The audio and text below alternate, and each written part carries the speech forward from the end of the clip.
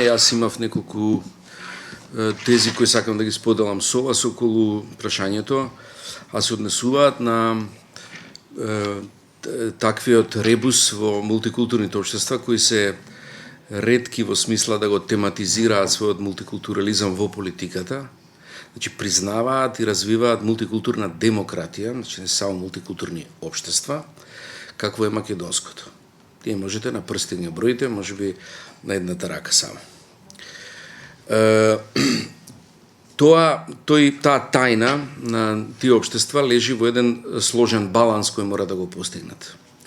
Тој баланс е меѓу главниот столб индивидуалните човечки слободи и права и вториот столб правда за групите или колективни права за групите. Тоа е тешко да се постигне, затоа што двата принципа се водат и двата столба се организираат од различни принципи. Првиот еднаквост на сите пред законот, а другиот е различни права за групите.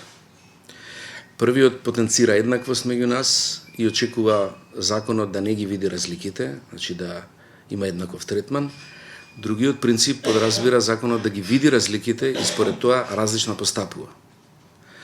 Во основа тоа се два принципа кои се судираат, не е тоа само плюс товарење на една вреќа во камионот на човековите слободи и права. И затоа тој баланс е сложен. Тајната на балансот е дека општествата функционираат и има ефикасна демократија, инаку таа е скапа демократија, ефикасна демократија, доколку доминира, еве да се изразиме сега малку симплифицирано, 70% основниот столб на еднаквост на сите луѓе пред законот и индивидуалните човекови слободи и права, кој создава една основа на единство и тенок консензус во општеството, и потоа 3-40% на правда за групите, а тоа се простор за развој на нивната индивидуална култура, односно за правото на култура. И создава ситуација на фер шанси. Сега, тој сооднос е тешко да се изгради. Доминира. Мнозинската култура има една грешка во принципот, ке развиваме само граѓанска држава. Граѓанските држави развиваат мнозинска машина.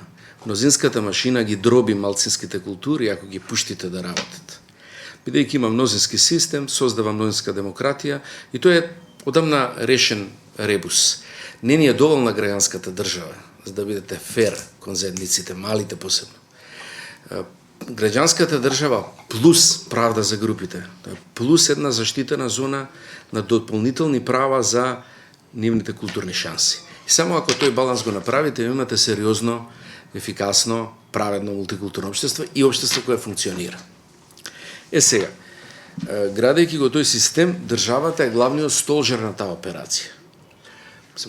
Цивилниот сектор може да развива и едни и други тензии.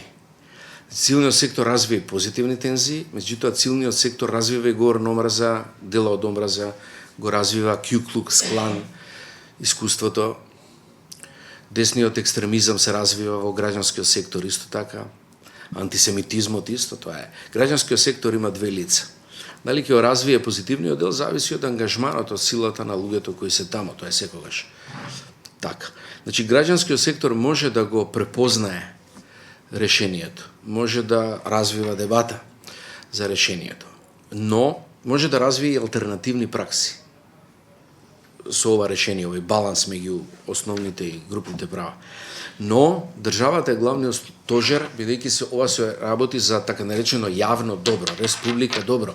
Она мора на главната улица во општеството да покаже што е добро и што е јавно добро и зашто ние треба да се ангажираме.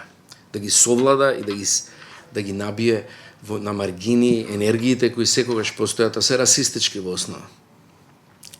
Значи, државата мора да понесе одговорност за ефикасност на таква држава на главната улица. Цивилниот сектор дополнително, односно дополнително на тоа. И тука нормално сакам да направам вовед во проблемот кој кај нас се развија. Значи, таквиот ангажман подразбира одговорни политички елити, едно општество, односно држава која е солидарна, која има чувства. Да го цитирам мојот омилен филозоф Ричард Рорти, кој развива способност да почувствува болка, односно способност за compassion на слоевите во општеството кои страдаат. Значи, не може да се создаде во таква држава ароганцијата од типот да се потроша 600-700 милиона евра на споменици, а да слоеви на општеството страдаат. Тоа е невозможна формула во такво едно општество на одговорни политички елити. Во таа смисла, тој консензус во тие општества кои државата мора да го развива е зададен, не е даден. Тој со секој ден се создава консензус меѓу заедниците. Значи се пресоздава, се ресоздава и повторно се создава. Она што е дадено е само еден тенок, во теорија се вика процедурален консензус околу главните уставни решенија, начинот на кој ги решавате споровите, избори. Тоа е тенок консензус на процедура. Содржинскиот консензус, бидејќи групите имаат различни начини на живот, е различен. Така да вие не можете да создадете општество како во Словенија или Албанија, кој е релативно хомогено, со една култура. Вие имате стално мозаично општество. И стално редоговарате консензус за едно прашање, за друго, за трето. Не треба тоа да ве нервира. Тоа е работа на тие општества која е агенда, која е мени, која е на дневен ред секогаш. Тоа државата треба го предводи во својот консензус внатре. Сега ние имаме тука проблем. Политичката елита на македонците во преку ДПМНЕ развива еден концепт за македонците и за Македонија. Таа развива концепт на органско единство на македонскиот народ. Она го смета плурализмот во рамките на македонскиот народ, кој е нормална демократска ситуација, како конспирација против народот. Таа поделеност внатре ја смета како конспирација која само мора да се толерира до моментот да не се, ако може и да се укине, да се укине. Во развивање на една партија, еден човек, еден лидер, еден став. Значи, таквиот концепт политички мимикривно се крие зад определени нужности што мора да се прифатат од притисок од надвор, устав. Уставот, политичките елити на власт денеска, кои ги третираме како авторитарен популизам, самиот сој устав на сопствената држава го третираат како конспирација против себе, против народот.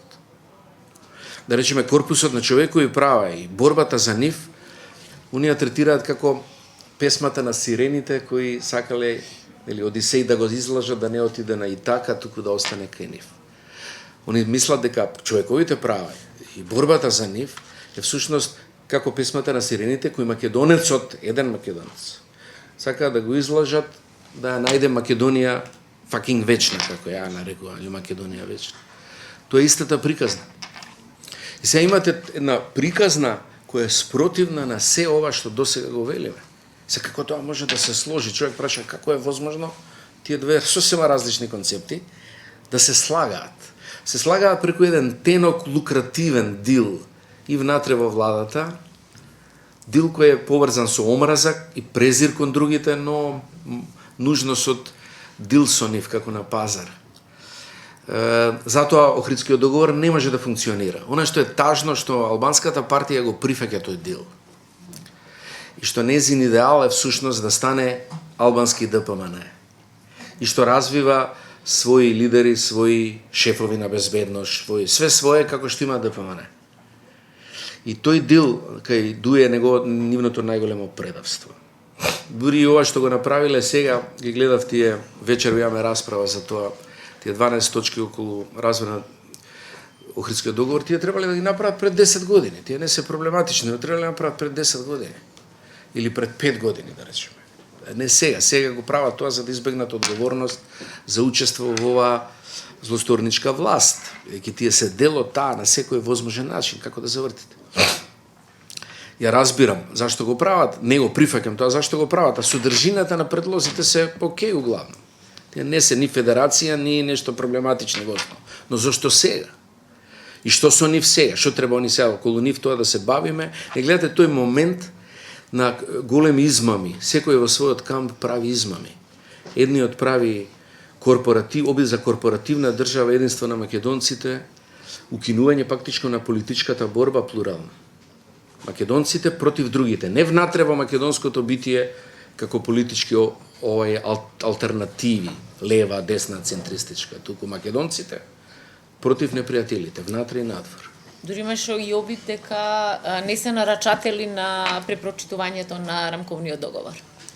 Па не знам околу тоа што значи, меѓутоа јасно ми е кога е тоа поставено, А содржината е, мислам, содржината после ќе зборуваме за неа, може во не зборуваме за неа. Значи, целата приказна околу нашата состојба е судир на две тотално различни концепции. Значи, правиме едно, зборуваме друго, веруваме во сосема трето.